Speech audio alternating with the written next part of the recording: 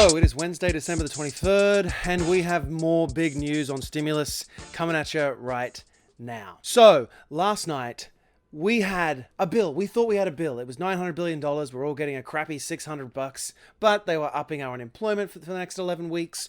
We have eviction moratoriums, all that good stuff, until Donald Trump decides to throw a Molotov cocktail on this dumpster fire. And he came out last night with a 10-minute rant, essentially saying that he wants to give $2,000 checks to all Americans, which is a good thing. But the problem is, he has had the last 9 months to do this. So instead of being part of negotiations, as he was supposed to be, leading up to this, he has kicked the can, and now after the fact is angry that there weren't $2,000 checks in there. Well, here's a newsflash for Donald Trump.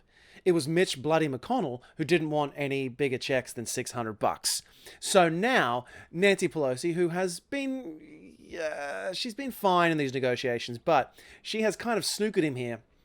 And she is saying, great, I'm going to go to a unanimous consent vote on the floor of the House on Thursday to add a rider to add $2,000 checks to this bill.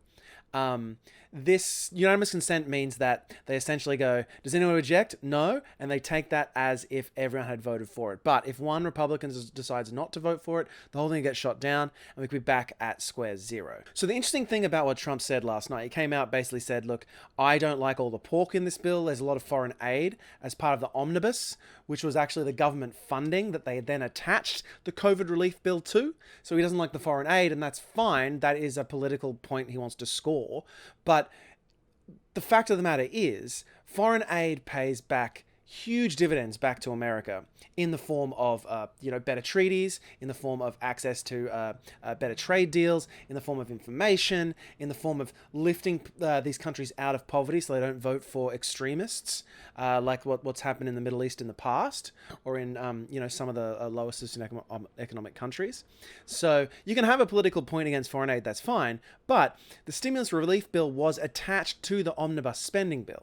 So he's conflating the two things. They are not part of the same bill. The COVID relief is basically all those points, which is in my last video, which I'll put up here, that say, some unemployment extensions, some checks for people, some money for schools and vaccine distribution. Conflating those two, it makes it confusing, and it just I'm sick of this roller coaster ride that has been this last stimulus package.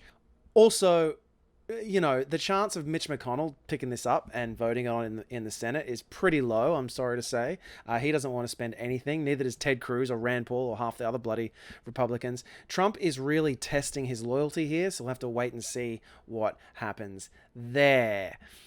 Now, he's had a threat of a veto on this. A veto is when the president essentially says, I'm not signing off on this. There's been some talk about him doing a pocket veto, is where he essentially puts the bill in his pocket, doesn't sign it, doesn't veto it either, and he waits for the Congress to expire, this term to expire, and then essentially it expires with them. But they got it in just in time this time.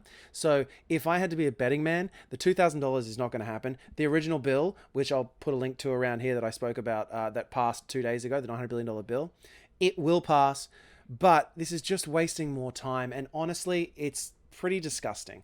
It feels like Donald Trump is just punishing Mitch McConnell and the Republicans for not getting on board with his little coup attempt. And it puts false hope in a lot of Americans, and also confuses them about the democratic and the political processes here in America. So there's my update on what's been happening the last 24 hours. Very exciting, very confusing. Let me know if you have any questions. Thank you so much, and I'll see you on the next one. Thanks.